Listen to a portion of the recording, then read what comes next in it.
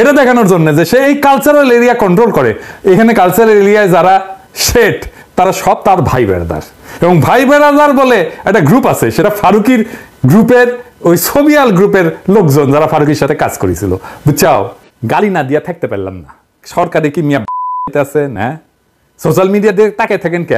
রাষ্ট্রটা তো হাতে দিয়ে দিছি, এই রাষ্ট্রের রিসোর্স নিয়ে বৈশা আপনারা পাবেন, আর আমরা ঘরের খেয়া বনের মোস্তারে সোশ্যাল মিডিয়া আপনাকে কামলা খাটবো। তো মিয়া আপনাদের ধ্বজভঙ্গ তো বিয়া বসেছিলেন কেন? আমাদের দিকে তাকে থাকতে হয় কেন? আমরা তো 2 পয়সার ইউটিউবার আর ফেসবুকার, সোশ্যাল মিডিয়া লাগে কেন এখন? হইলে তো ডেইলি স্টার লাগে, প্রথম আলো লাগে, সুশীল লাগে, আর সোশ্যাল মিডিয়াতে তখন হাঙ্গারে লাগে না। বাহ কি মজা! হাতে তো আর্মি দিছি, পুলিশ দিছি, প্রশাসন দিছি, আন্তর্জাতিকভাবে গ্রহণযোগ্য একটা নেতাও দিছি, হাসিনারে লাথি মেরে ভেগা পাশান নিচে তো শেয়ার দিছি নাকি, এক ডাকে হাজির হবে এরকম কয়েক লাখ আগুনের মতো পোলা পানো দিছি, তাও আপনার সোনাবাগি খারায় না কে? হ্যাঁ, প্রথম আলো ডেইলি স্টারের যে দেন কাঙালের কথা বাসি হইলেই ফলে। আমি 5ই আগস্ট থেকে যা যা বলছিলাম ঠিক তাই ঘটতেছে। আমি কি বলছিলাম? 1 নাম্বার, ছাত্র উপদেষ্টা নেওয়াটা ভালো কাজ হয়েছে, আরো বেশি নেওয়া উচিত ছিল। ছাত্রদের মিনিস্ট্রিগুলো ভালো ফাংশন করতেছে, সত্য কিনা বলেন? শুনেন আমি কি বলছিলাম। অনেকের রিজার্ভেশন আছে ছাত্রদের উপদেষ্টা পরিষদে নেওয়ার ক্ষেত্রে। আমি মনে করি যে এইটা একটা পজিটিভ কাজ হয়েছে এবং এটা একটা ইন্টারেস্টিং এক্সারসাইজ হয়েছে, এটার জন্য আমি অভিনন্দন জানাই। এই এক্সপেরিমেন্ট যদি সফল হয় তাহলে বাংলাদেশের রাজনীতির চেহারা কিন্তু পাল্টে যাবে। এই এক্সারসাইজটা খুব ভালো হয়েছে। এক্সপেরিমেন্টটা সফল হলে তরুণদের ব্যাপকভাবে রাজনীতিতে আকৃষ্ট করা যাবে এবং আমি মনে করি এই এক্সপেরিমেন্ট সফল হবে। 2 নাম্বার, বেশিরভাগ উপদেষ্টা অপদার্থ, এরা কোনো রেজাল্ট ডেলিভার করতে পারবে না। কথা সত্য কিনা বলেন? অপদার্থ এবং অথর্ব, জরাজীর্ণ, জীর্ণ শীর্ণ, বুইরা খাটাস। কেউ তাদের চাকরি দিত কিনা বলেন? কোন প্রতিষ্ঠানে তারা চাকরি পেত? বুড়াগুলার হাইপার টেনশন, ডায়াবেটিস, কেউ দেখেন অ্যাডাল্ট ডায়াপার পরে পেশাব ধরে রাখতে পারে না, প্রোস্টেটের প্রবলেম। মহিলাদের কথা আর কইলাম না। যাই হোক, 3 নাম্বার, অস্বচ্ছ প্রক্রিয়া, ব্যক্তিগত পছন্দ অপছন্দের উপর ভিত্তি কইরা উপদেষ্টা পরিষদ গঠিত হয়েছে এবং যে সমস্ত নিয়োগগুলো হইতেছে সেগুলো তাই। আমি আর কইলাম না, নাম ধইরা তিক্ততা তৈরি করতেছি না, আর অনেক তিক্ততা তৈরি করছি, আর করব না। 4 নাম্বার, সুপ্প একটা সমস্যা, এটা না সরাইলে ঝামেলা হবে, ছাত্ররা কলে বুঝছে পরে। ওয়াকার একটা ঝামেলা, সে বিকল্প ক্ষমতা কেন্দ্র তৈরি করতেছে। আপনি তো দেখছেন স্বামীও এটা নিয়ে লিখছে, আগে কলে আমি যখন কইছিলাম তখন স্বামী আমার উল্টা লিখছিল, দেখেছেন? 6 নাম্বার, আমি বলছিলাম এই সরকার জনপ্রিয়তা হারাইবে, হারাইছে, হারাইতেছে। 7 নাম্বার, আমি বলছিলাম ছাত্ররা জনপ্রিয়তা হারাইবে, হইছে। 8 নাম্বার, আমি বলছিলাম আওয়ামী লীগ ফিরে আসার চেষ্টা করবে, নানা জায়গায় ঝামেলা করবে, করছে। এর কারণ কি? কারণ হইতেছে বিপ্লব ওই প্রথম দিনেই বেহাত হয়ে গেছে। বিড়াল মারতে হয় প্রথম রাতেই। আর এই বেহাত করার 2 কারিগর হইতেছে ওয়াকার আর আসিফ নজরুল। ওয়াকার তো বিপ্লবের স্টেক হোল্ডার না, কিন্তু আসিফ নজরুল নিজের হাতে পুরো জিনিসটা ধ্বংস করে দিছে, মনের মাধুরী মিশায় ধ্বংস করেছে আর কি। আমি আজ বলতেছি, মিলাই নেন, আজ থেকে 20 বছর পরে আসিফ নজরুল এই বিপ্লবের ভিলেন হিসাবে পরিচিতি পাবে। আজকে সেজন্য সিল মারলাম না, আপনারা মাইরা নিয়েন 20 বছর পরে, সিলটা সেদিনই মাইরেন। আসিফ নজরুল পুরা বিজয়টাকে বাঙ্গু এলিটদের হাতে তুলে দিছে, তার প্রিয় প্রথম আলো, ডেইলি স্টার এই গ্রুপের কাছে। তাই বশিরেরা উপদেষ্টা হয়, যারে daily star business person of the year পুরস্কার দেয়। ফারুকি, যারে নিয়ে প্রথম আলো কয়েকদিন আগে একটা বিশাল স্টোরি ফান্দে উপদেষ্টা হওয়ার আগে, এটা দেখানোর জন্য যে সে এই কালচারাল এরিয়া কন্ট্রোল করে। এখানে কালচারাল এরিয়ায় যারা শেঠ তারা সব তার ভাই বেড়াদার, এবং ভাই বেড়াদার বলে একটা গ্রুপ আছে, সেটা ফারুকির গ্রুপের ওই সোভিয়াল গ্রুপের লোকজন যারা ফারুকির সাথে কাজ করেছিল। বুঝছাও, ফারুকিরা নিয়ে যখন চারিদিকে হাউকাউ লেগে গেছে তখন ফারুকিরা অভিনন্দন জানায় কে কি কইতেছে তাই নিয়ে প্রথম আলো নিউজ করেছে, দেখেছাও? এত করবি তো, তোর নয়া বাল গজাইছে, আয়নায় তো দেখবই। কিন্তু ফারুকির নিয়োগ নিয়ে জনমানুষের মনে যে বিক্ষোভ, তার নিউজ দেখেছেন প্রথম আলো, ডেইলি স্টার? কোথাও দেখেন নাই। এইভাবে আপনার কণ্ঠস্বরকে সে নাই করে দেয়, চাইপা ধরে। বুঝছাও, এটাই হইতেছে প্রথম আলো, এটাই হইতেছে ডেইলি স্টার। তারিখটা দেখান ডেইলি এডিটর সাহেব। এবার দেখেছেন তো, বুঝেছেন তো যে ফারুকির এইটা, বশিরের এটা প্রথম আলো ডেইলি স্টার গ্রুপের একটা concerted effort, very meticulous plan. বুঝছাও? তারপরে কি হয়েছে? আরো একটা কাম হয়েছে। কামটা কি? গোলাম মুর্তজা ওয়াশিংটন আর আকবর হোসেন লন্ডনে স্পেস মিনিস্টার পদে যাইতেছে, নিয়োগ পাইছে 2 ডেইলি স্টার। এখন আমার ক্ষুদ্র ভাতার ভগিনীরা কইবে যে দাদার মাথাটা গেছে, সব জায়গায় খালি ডেইলি স্টার দেখেন। গোলাম মুর্তজা না হয় ডেইলি স্টার বুঝলাম, আকবর কেমনে ডেইলি স্টার, ওই তো বিবিসি, তাই না? আমার ক্ষুদ্র ভাতা এবং ভগিনীরা, ওরা যে এই পুকুরে সাঁতার কাটে না, আমি সেই পুকুরে ছিল। এই যে দেখেন, বিবিসিতে যাওয়ার আগে ওই ডেইলি স্টারে ছিল আকবর, বুঝছাও? পশ্চিমে গরুর খামারে পাছায় ছাপ্পা দিয়ে দিত গরুর মার্কার জন্যে। বাঙ্গু এলিট হইতে এলে পাছায় ডেইলি স্টার আর প্রথম আলো ছাপ্পা থাকা জরুরি। আচ্ছা, এডিটর সাহেব, এরপর থেকে যত বাঙ্গু এলিট পাইবেন না, তার পাছার ছবি যদি পান, উটি সিল মারবেন একেবারে। ডেইলি স্টার প্রথম আলো, জাউরা সিল বাদ, এখন ডেইলি স্টার প্রথম আলো সিল মেরে দেবো পাছায়। আমাদের এই বিজয়ের ফল ভোগ করতেছে ডেইলি স্টারের সাংবাদিক, যেই ডেইলি স্টার ছাত্রদের দুষ্কৃতিকারী বলছিল আর তাদের নির্মূল করতে হাসিনাকে সাহায্য করবে বলছিল। এই যে দেখেন, মাহফুজা নাম নিজে লিখেছিল। সেই ডেইলি স্টারের সাংবাদিক ছাড়া আমাদের পররাষ্ট্র মন্ত্রণালয় সাংবাদিক খুঁজে পায় না। তবে অবশ্য সুপারিশ করেছিল নাহিদ, হাঙ্গারের প্রিয় নাহিদ ছাত্রটা। এই মাহফুজা নাম 7 সেপ্টেম্বর প্রফেসর ইউনূসের সাথে সাক্ষাৎ করে বলছিল 3 বছর পর্যন্ত প্রফেসর ইউনূস সরকারের কথা সুপারিশ করেছিল। দেখেন, প্রগতিশীল বিএনপি তো ডেইলি স্টারকে হেভি সাপোর্ট দিতেছে, তো তারে ধরে না কেন? 3 বছর থাকার সার্টিফিকেট যে দিছিল, তখন ধরবে না কলে? তখন ওদের সমস্ত পৌরুষ পতায়া যাবে। প্রগতিশীল বিএনপি, প্রগতিশীল তো ওদের সবসময় কলিকাতা হারবাল লাগে আর কি, বুঝছাও? এবার আসেন আসিফ নজরুল প্রসঙ্গে আর একটা বিষয় আসি। মাঝে এটা আগেই ধরবো ভাবিছিলাম, কিন্তু ওই যে জেনেভার যে ঝাড়ি খেয়েছে না, ওইটার জন্য একটু কয়েকদিন রিলিজ দিছিলাম। তবে আসিফ নজরুল কয়ে রাখি, ওইটার প্রতিশোধ করলে আমিই নিমু। ওইটা ওই যে আপনারা যেটা করেছিল না, ওটার প্রতিশোধ আমি নিমু, আমি। প্ল্যানিং হচ্ছে। যাই হোক, ওইটা পরে আসিছি। তো যাই হোক, সে কইছে কি আমাদের নাকি ধৈর্য কম। শুনেন, কইছে ধৈর্য কম। একটা হলো আমাদের একটু ধৈর্যের অভাব আছে। আমি ফাহাম আব্দুল সালামের একটা অসাধারণ স্ট্যাটাস দেখলাম। তার স্ট্যাটাসে সে লিখেছে, দুঃসময়ে আমরা বছরের পর বছর অপেক্ষা করি, ধৈর্য ধরি। 16টা বছর এই দেশের 90% মানুষ ধৈর্য ধরে বসেছিল, কারোর মধ্যে যন্ত্রণা দেখি নাই, অনেকের মধ্যেই দেখি নাই। তো তখন এত ধৈর্য ছিল আমাদের, এত এরকম একটা ফ্যাসিস্ট রেজিমকে বছরের পর বছর আমরা ধৈর্য ধরে অপেক্ষা করলাম। এখন আমাদের একটু ধৈর্যটা একটু রাখতে হবে।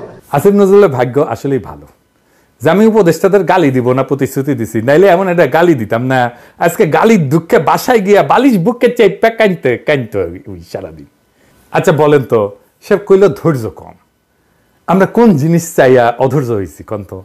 এই উপদেষ্টারা গালি খাইছে কি জন্যে বলেন তো? আমি কয়ে দিই, আসেন দেখি গালি খাই কি জন্যে। গালি খায় আহতদের চিকিৎসা না করা নিয়ে। আজ আহত ছাত্রদের উপর দিয়া গাড়ি চালাই দিছে স্বাস্থ্য উপদেষ্টা। শোনেন, আমার বানানো কথা না, শোনেন আহত ছাত্রের কাছেই শোনেন, উঠি ছিল, শোনেন ওর কাছেই। উনি রুগী দেখতে আসছিল, ওনার কথা ছিল এখানে যারা বৈষম্যদের ছাত্র আন্দোলনের রোগী ছিল তাদেরকে প্রত্যেকে দেখবেন, দেখে তাদের চিকিৎসা যদি আরেকটু উন্নত ভালো হয় তাহলে তাকে বাইরে পাঠানোর কথা বলা হবে। আর যাদেরকে এখানে ট্রিটমেন্ট করানো যায় তাদের এখানে একটু ভালোভাবে ডাক্তার করে চিকিৎসাটা করবে। কিন্তু সেই ক্ষেত্রে উনি আসার পরে উনি আপনার 5 থেকে 6 জন রোগী দেখছে। রোগী দেখার পরে উনি চলে যাইতেছেন। আর উনি আসছেন আপনার এই 4 তলায় কেজল চারতলায় আসছেন। 4 তলায় আমাদের এই রোগী দেখতে আসছেন। 3 তলায় আমাদের বৈষম্যদের ছাত্র আন্দোলন রোগী আসছিলেন, ওই ফ্লোরেও যাওয়া হয়নি। তারপরে আমরা চলে যেতেছি। তারপরে আমরা কয়েকজন মিলে নিচে নামছি তার সাথে কথা বলার জন্য। তো ম্যাম আপনি আসছেন, আসার পরে আপনি 4-5 জন রোগী দেখে চলে যেতেছেন, তাহলে আমরা কি করছি? আমরা তো বৈষম্যদের ছাত্র আন্দোলন। আচ্ছা আমি আপনার যে জিনিস থেকে যে আমার হাত, এই হাতটা আমার এখনো মুভমেন্ট হয় না। আমার হাতে এই ভিতরে যা আঙ্গুলগুলো সব একবারে ফুটে গেছে, ভিতরে হাড়গুলো ভিতরে সব ফুটে গেছে। পরে ওনার কাছে যাওয়ার পরে উনি আমাদেরকে কোনো ভাবতে দিল না, উনি চলে গেছেন। তারপরে আমরা বাধ্য হয়ে ওনার গাড়ি আটকানোর চেষ্টা করছি। গাড়ি আটকানোর চেষ্টা কেন করলাম? তাহলে আমাদের 3 জনকে গাড়ি চাপা দিছে। আমার গাড়ি চাপা দিয়ে আমার একবারে এই গলায় গাড়ির চাকরি নিয়ে আসছে। আরেক ভাইয়ের আহত ভাই, ওনার পায়ে গুলি লাগছে, ওই ভাইয়ের পায়ে গাড়ি তুলে দিছে। আরে এরকম আমাদের 3 জনকে এরকমটা করা হয়েছে। কিন্তু আসলে আমরা তো বৈষম্য বিরোধী ছাত্র আন্দোলনে আহত হয়েছি, মানে উনি তো কোনো আমাদেরকে কোনো পাত্তা দেয়নি। মানে আমরা মনে করেন রাস্তা দিয়ে ফুটপাতে মানে মানুষ যেরকম ব্যবহার করেছে আমরা তার কাছ থেকে এই সেম একই ব্যবহারটা পাইছি। দেখেন ওর হাতের কি অবস্থা হয়েছে গুলি খেয়ে, দেখেন আর কি জন্য রাগি, আর কি জন্য গালাগালি করিয়ে গেলে। এই যে সামে কাটা মজুমদারদের দিয়ে জনপ্রশাসন চালায়, তাই না? সামে কাটা মজুমদাররা কে নিছে উপদেষ্টা পরিষদ? ওক নাও লাগবে কে? এই বুড়া খাটাস গুলারে মন্ত্রিসভায় আনা, এটা নিয়ে গেলে, তাই না? আর পিছে মুজিবের ছবি লাগা অফিস করা, প্রত্যেকটা তো করিচ্ছে। আজিম নজরুল নিজেও করিছে।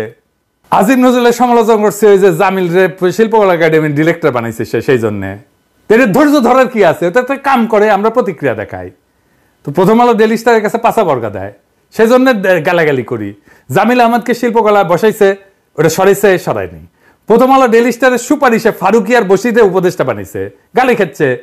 আর কি বলছি যে আপনারা কোনো স্টেক হোল্ডারদের সাথে কথা বলেন না, আমরা সাহায্য করতে চাইলেও সেটা নেন না। এই তো মানে যে কোনো সরকার চালাইতে হলে তো স্টেক হোল্ডারদের সাথে কথা বলতে হয়। এটা শুধু অন্তর্বর্তীকালীন সরকার না, বা আমরা বিপ্লবের সাথে ছিলাম সেই জন্য না, যে কোনো সরকারকে স্টেক হোল্ডারদের সাথে কথা বলতে হয়। এটা সরকার চালানোর একটা বেসিক ফাংশন। আর কিছু নিয়ে বলছি কই আমরা ধৈর্য হারা হইলাম? আপনারা একটা ফাউল করেন আর আমরা প্রতিক্রিয়া দেখাই। এখনই হাসিনা স্টাইল শিখে গেছে, দেখেছেন? আর ফার্ম আমাকে কইছে এক্সপেকটেশন কমাইতে হবে। আপনি একটার পর একটা গণবিরোধী সিদ্ধান্ত নেবেন, আর কিছু করা যাবে না। কি মজা!